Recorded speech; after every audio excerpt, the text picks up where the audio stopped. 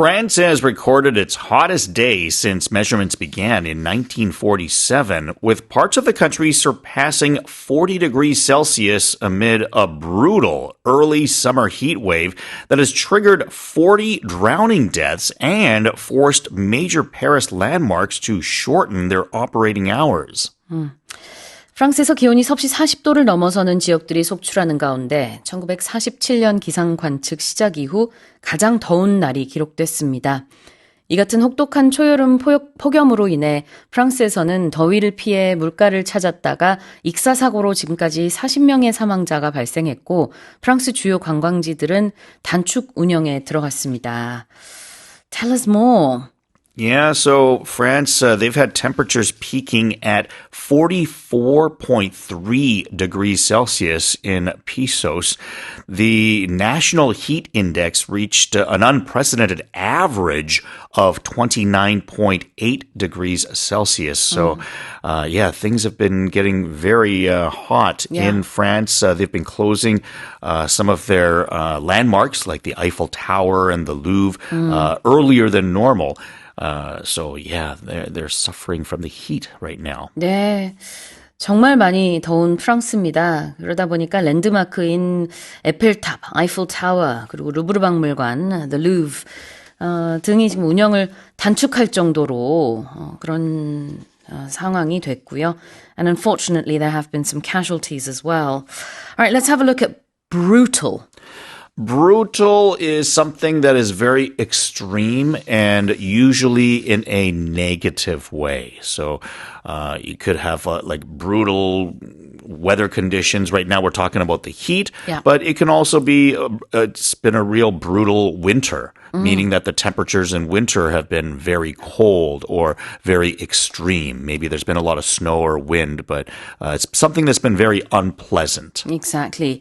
자, 혹독하다, 잔혹하다, brutal. And operating hours? Operating hours are the time period that a business is open there, or it could be a time period that people are working. So operating, you're working, essentially. 그래요. 운영 시간을 operating hours라고 합니다. 다시 읽어볼게요. France has recorded its hottest day since measurements began in 1947, with parts of the country surpassing 40 degrees Celsius amid a brutal early summer heat wave that has triggered 40 drowning deaths and forced major Paris landmarks to shorten their operating hours. Here's our next headline. Soaring airfares and travel turmoil following the demise of a major ultra-low-cost airline last month have driven budget-conscious Americans to switch to intercity buses, fueling a 30% passenger spike for regional coach operators. 치솟는 항공권 가격에 더해 지난달 미국 저가 항공사 스피릿 항공의 파산으로 야기된 항공 여행 혼란이 겹치면서 비용을 절약하려는 미국인들이 장거리 버스로 발길을 돌려 지역 버스 업체들의 승객 수가 30% 급증한 것으로 전해졌습니다. All right, we're talking about coaches. This isn't your sort of local bus from, one stop to another. It's long distance travel. This is from city to city. Yes. So probably hours, maybe even days in terms of the time period that you'd be on the bus. So what normally would have been maybe like an hour or two for a plane ride, it could now be maybe like 10 to 15 hours on a bus. But because this airline, Spirit Airlines, very, very, let's say cheap, affordable airline, they've gone under, and therefore many people have switched to these bus routes. They've enjoyed a 30% usage increase over the last year. 그래요.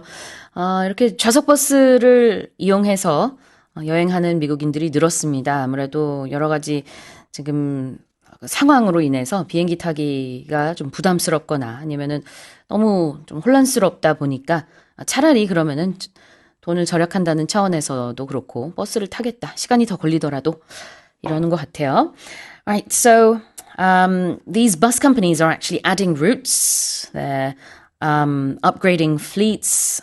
Some have even been installed with Wi-Fi, which is impressive, I think. I mean, it's not surprising for Korea because we already have that, but overseas you don't see many public transportation modes with Wi-Fi, but they're doing that for some of these coaches. Yeah, and also, I mean, we have to remember Korea, in terms of land area, is much smaller than if you're in North America, where the land is just so vast. Yeah. So being on a bus, it is kind of more unexpected to have Wi-Fi for all buses and all routes at all time. Right, so it's not for all of them. But nonetheless, they are adding routes because more people want to take these buses.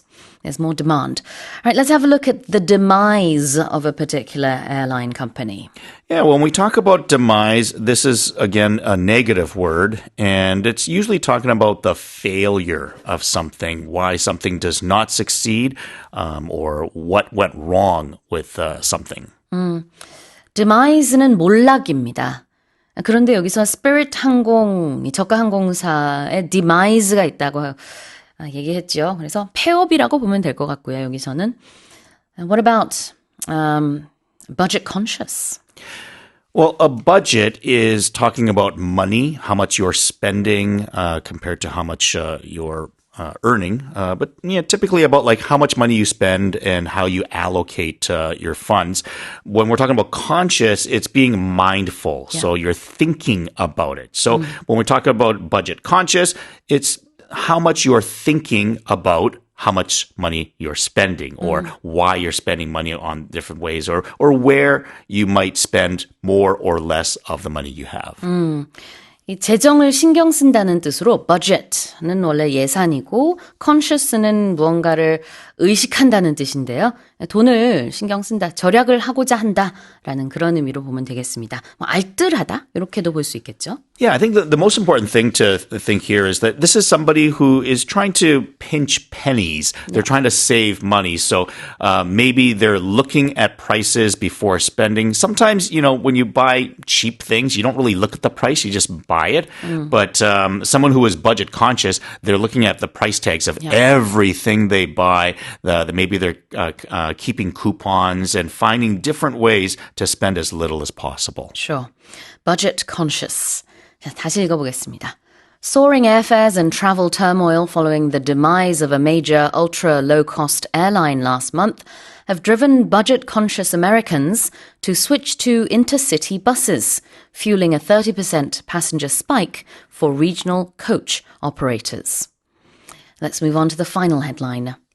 An Australian man has been recognized by Guinness World Records as the world's loudest person after registering a record-breaking shout of 122.4 decibels, which is in the immediate range of a jet aircraft taking off or an ambulance siren heard at close range. 한 호주 남성이 내지른 소리가 기존 기록을 깨는 122.4데시벨로 측정돼 기네스 세계 기록에 세계에서 가장 큰 목소리를 가진 사람으로 등재됐습니다. 이 성량은 제트기가 이륙할 때나 가까이에서 들리는 구급차 사이렌과 맞먹는 수준인 것으로 알려졌습니다. All right. What's his name? And what can you tell us? Joseph McGrail Baitup. He's a 58-year-old resident of Canberra, and he broke the individual shouting record, which is now at 122.4 decibels. So I guess my record or reign is over, unfortunately. 그래요. 호주 수도 캔버라 출신의 조세프 맥그레일 베이탑 58세고요. now라는 단어를 이렇게 외치면서 요 데시벨 기록을 했대요. 그러니까 한 단어 말한 거예요. 뭐 여러 가지 얘기를 한 건 아니고 그냥 now 이거 하나 했는데 엄청난 성량으로 이걸 외친 거죠. Yeah, and apparently it took him 7 tries in order to get it. And his voice was really, really hoarse after. So for days, he was probably talking like this for the next few days. Exactly. hoarse. 예, 목소리가 나갔다는 뜻인데 H-O-A-R-S-E. 목이 쉬었다. 당연히 쉬었을 것 같아요. So temporarily he actually lost his voice after, this large shout. But then after that, I'm sure, he's having some trouble maybe getting back to his normal voice, but I'm sure he'll be fine. All right, let's have a look at the expression in the immediate range of something. So a range is an area that doesn't have to be exact, but kind of like a ballpark figure, as we'll say sometimes, or just kind of from, somewhere between 1 and 10 is kind of like a range to give you an idea. And if we're talking about an immediate range, then we're kind of closing that down a little bit. We're making it closer or smaller. And when we say immediate, as an example, we might say like my immediate family as opposed to, my entire family or extended family. So an immediate family member would be like my mother, father, or my brother, as opposed to like my grandparents and aunts and uncles and things like that. So same sort of way, if we're talking about the immediate range, well, we're talking about something that's more exact and closer to you. immediate가요. 여기서는 당장이 아니라 가깝다는 뜻이 있어요. 그렇기 때문에 in the immediate range of something 그러면은 바로 인근 범위에 있다. 굉장히 비슷하다라는 뜻인데요. In the immediate range of a jet aircraft taking off. 이륙하는 제트기의 소리 그 데시벨과 매우 근접한 정도의 데시벨이다. 그 다음에 또 그것뿐만 아니라 or an ambulance siren heard at close range라고 했어요. 그래서 가까이에서 들리는 앰뷸런스 사이렌과도 매우 근접한 수준의 데시벨이다. 이런 뜻이 되겠고요. 이 가깝다는 의미의 immediate가 우리 직계 가족 얘기할 때도 immediate family라고 합니다. 가까운 가족이잖아요. 직계 가족은. Alright, at close range? Yeah, so close range, immediate range, we're basically talking about the same thing. 여기서는 둘 다 range랑 같이 붙어서 여기서는 immediate range나 close range가 같은 의미로 쓰였어요. 하지만 그렇다고 해서 우리가 immediate family를 close family랑 똑같다고 볼 수는 없어요. I mean, you are close with your immediate family, but you wouldn't call your immediate family your close family. Yeah. 그 두 개는 이제 좀 다르긴 하지만 여기서는 정말 물리적인 아니면 이제 수치상의 이 근접함을 얘기하고 있기 때문에 close range, 가까운 범주 내에 immediate range, 역시 마찬가지로 인근 범주 내에 있다. 같은 의미입니다, 여기서는. 자, 그럼 다시 한번 읽어볼까요?